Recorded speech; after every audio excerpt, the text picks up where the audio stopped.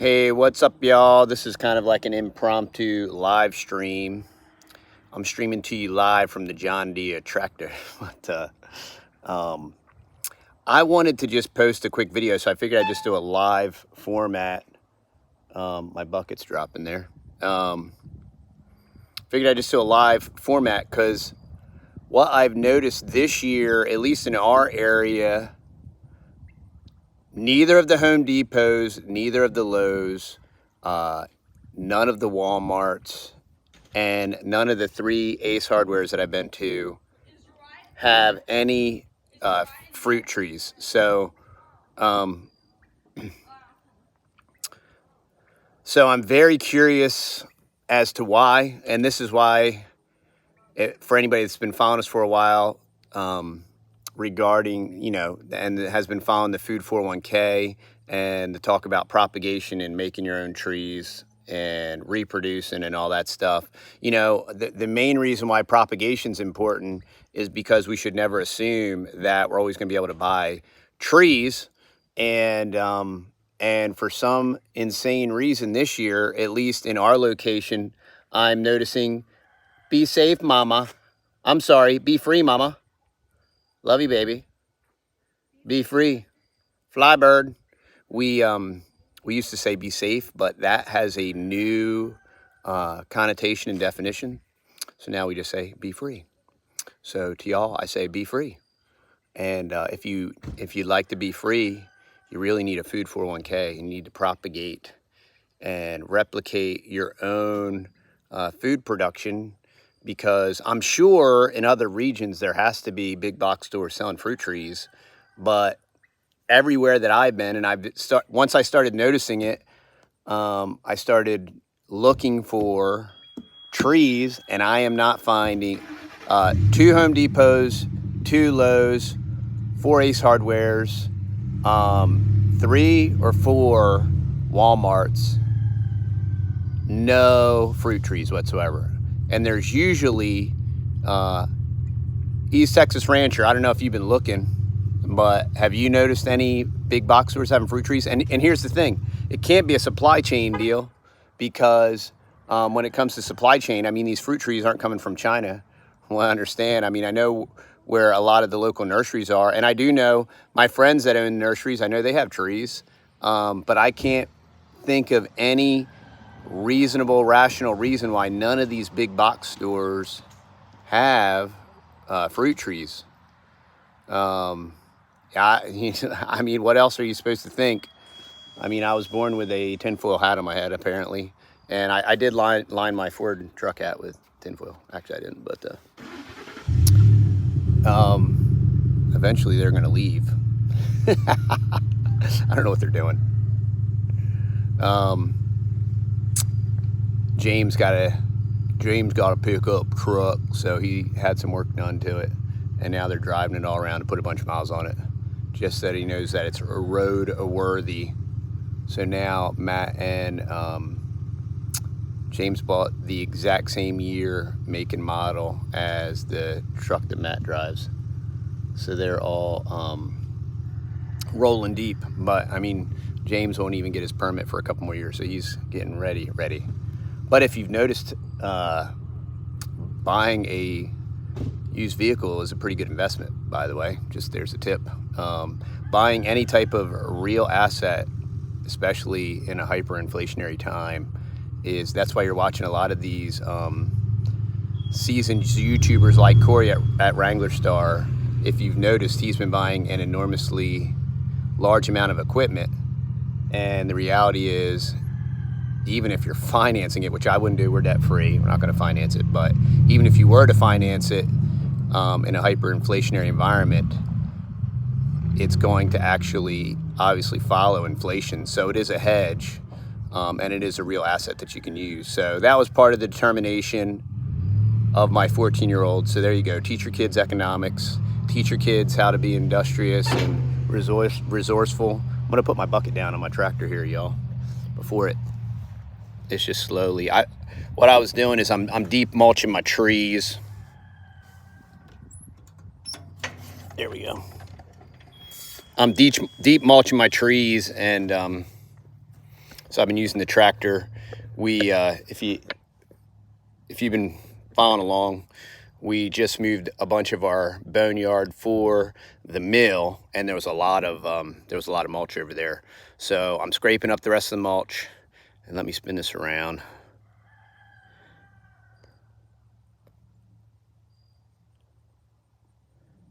Yeah, there's super supply chain issues with any type of used part, any kind of new part. Let me spin my.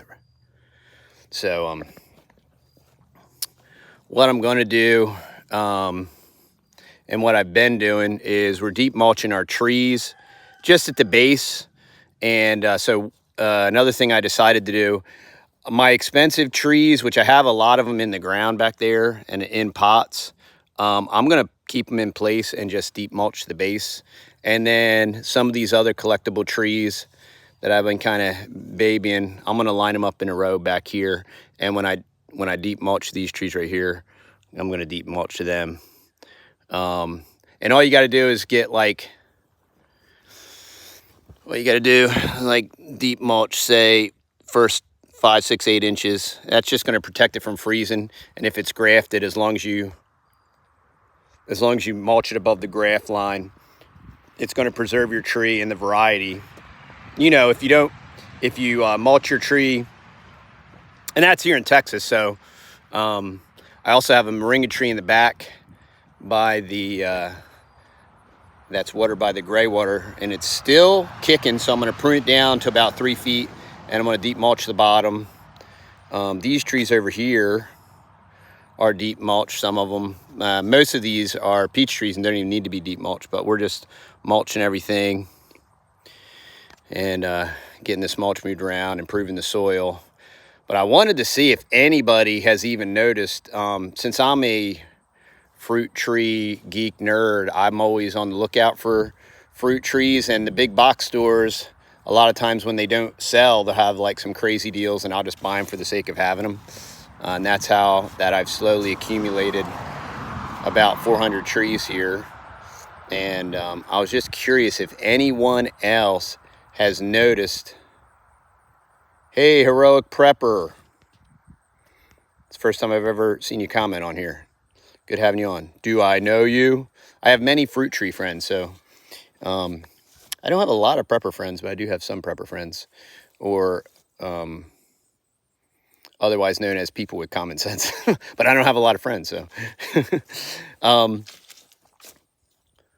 But I don't know why that is, but I guess I'm too opinionated.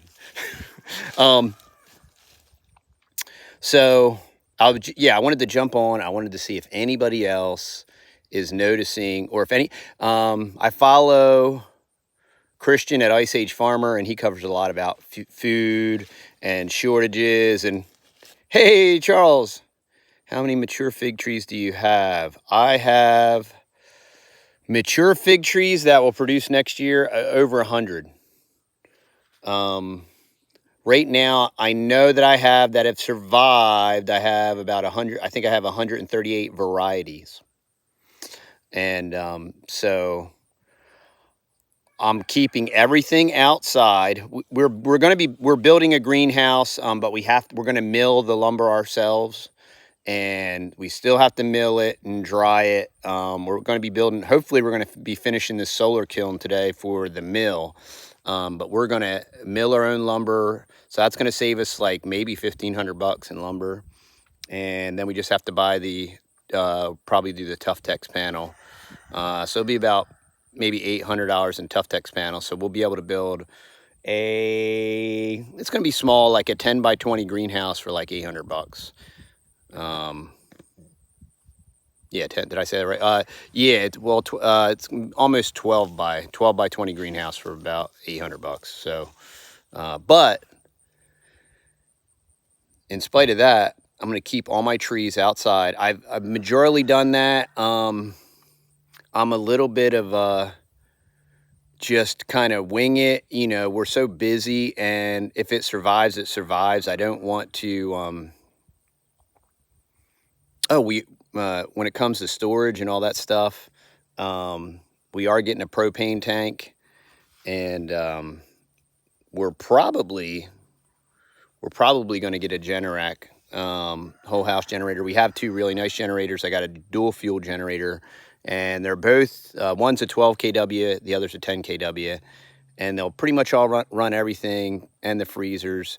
We do have non-ethanol gas that we rotate in 5-gallon cans. So we're kind of, the thing about preparing for whatever is you can never prepare for everything, and you can never prepare honestly for duration. There's a lot of people, and there's a lot of people that have prepared for some serious duration, but honestly, most of it's fear mongering in this sense. You can't prepare for every worst case scenario. Most worst case scenarios literally will never happen. Like we get all this, like, the roving hordes, and you shouldn't show everybody our 3-month supply in our pantry. Like, our pantry barely has 3 months worth of food, y'all. We're a family of 8. And if you've ever, my kids' house food, like, there's no tomorrow. So like, our pantry barely has any food in it. And, we got 3 or 4 freezers or whatever that are stocked. But the reason I've always talked about Food401k and Dirt Coin is you're going to absolutely have to grow your own food. And now, for whatever reason, and I don't know, maybe Charles, you can comment on this. I don't know if out there in Cali, if have you noticed like a supply shortage in fruit trees? Because there is literally none available. Now my great friends at Bob Wells at Sorrel Farms, they have a good stock, and they get a lot of their stuff from Dave Wilson. So I haven't had a chance to talk to wow, that's awesome. Great to hear, Sheila. Sheila's growing our elderberries. So they would be Adam's elderberry, and they are cold hardy, and they will grow and spread like wildfire. And just so you know, in the next 2 to 3 weeks, we will be taking all of our cuttings, and we'll have lots of mulberry, lots of elderberry, lots of fig cuttings. Let's see. Maybe I'll do goji cuttings. I have some goji plants. I have some fig trees. I've already promised some of our subs fig trees, and so I have them set aside for those folks. I don't know how many trees I'll be shipping, but so we will be rolling that out probably in 3 weeks. Just got to get to it is all. There's always a lot of stuff to do, y'all, and so you can't do it all at once. So you got to do it little by little and a little bit at a time. But and speaking to preparation and being prepared, as much as you can't prepare for every scenario, you should still prepare.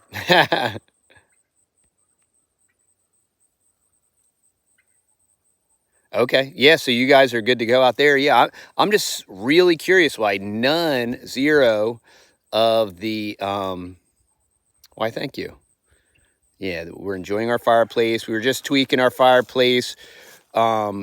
We have an enormous amount, thank the Lord, of seasoned oak this year for our fireplace. So even if snowpocalypse happens again, we're going to be ready, and we will exclusively predominantly heat with, down here in Texas, if you're heating with electric, it's a heat pump.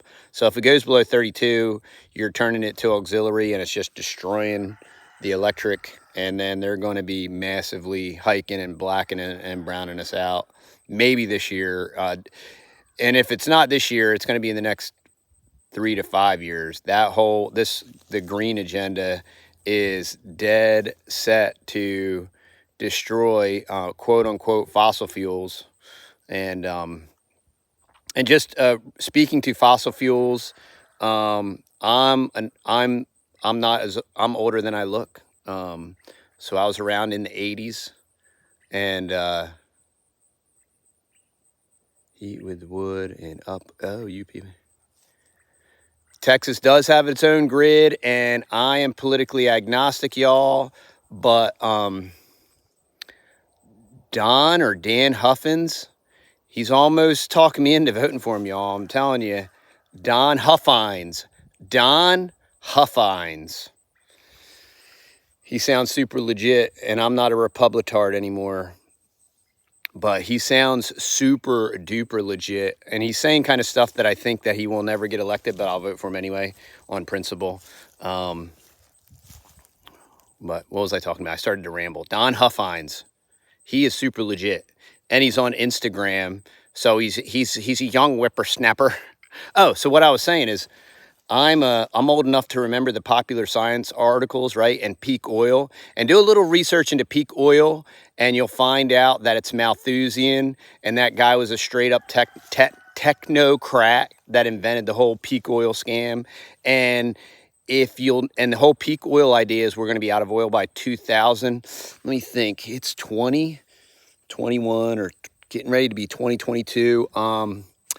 Still not out of oil, y'all. And then, so if you just do a little bit of research into the peak oil technocratic scumbag and how he was a Malthusian eugenicist, while you're looking at that, you're going to want to check out Mount St. Helens. And when Mount St. Helens erupted, it blew all these trees off into the lake there below Mount St. Helen, right? And that was whenever that was. I don't know if that was the 80s or early 90s. Mount St. Helen. And in the bottom of that lake, guess what they found? Class, raise your hand if you know what they found in the bottom of the lake. Mount St. Helen, after it erupted. I forget how many years after it erupted and after the trees went down into the lake, rolled back and forth, rolled off all the bark, and did the whole log mat thing.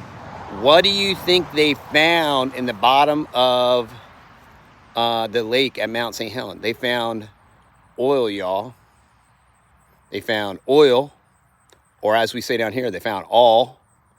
And I'm thoroughly convinced that oil may be a scarcer resource. I don't think it's a that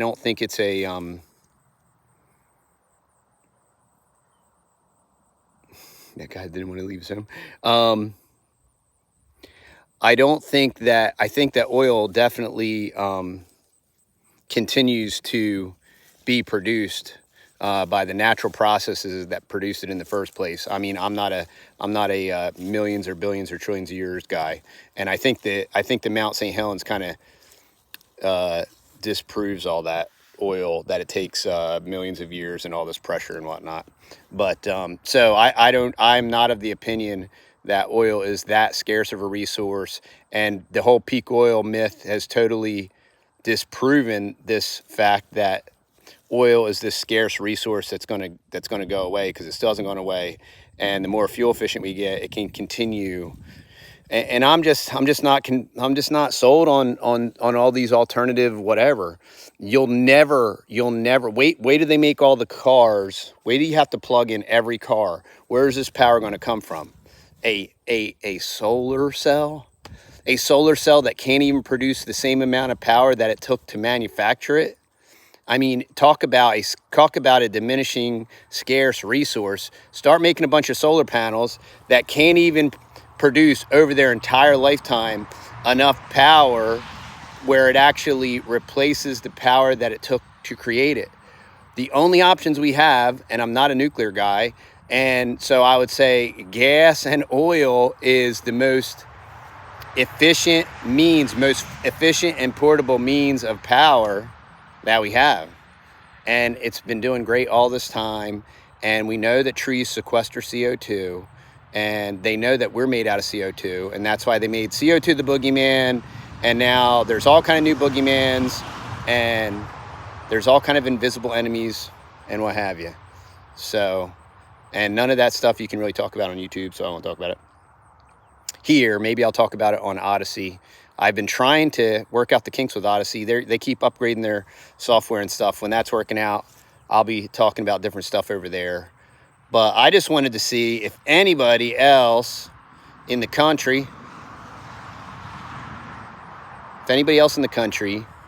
has been seeing any kind of tree shortage. Let's see, Lisa Clark. El Paso's on a different grid.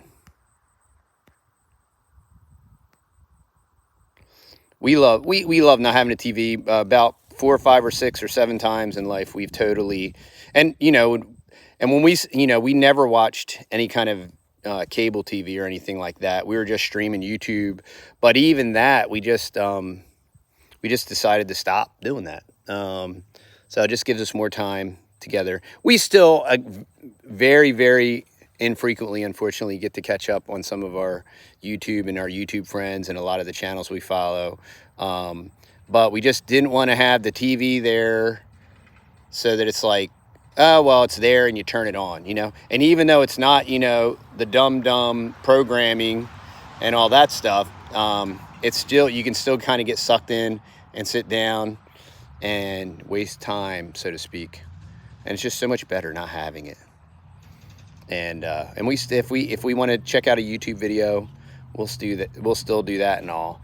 But we don't get to stay caught up. I'm sure when it gets colder and we're kind of stuck inside, maybe we'll get caught up with a lot of our YouTube friends and our other awesome channels. But right now we're busy, and I got to put these trees to bed. And we went out again today, and we were at Lowe's and Home Depot last weekend. Neither of them had trees, and I'm just like, this is fascinating. Like, there is no trees. And like I said, I did some real quick Google searches, and I haven't seen anybody writing anything on it.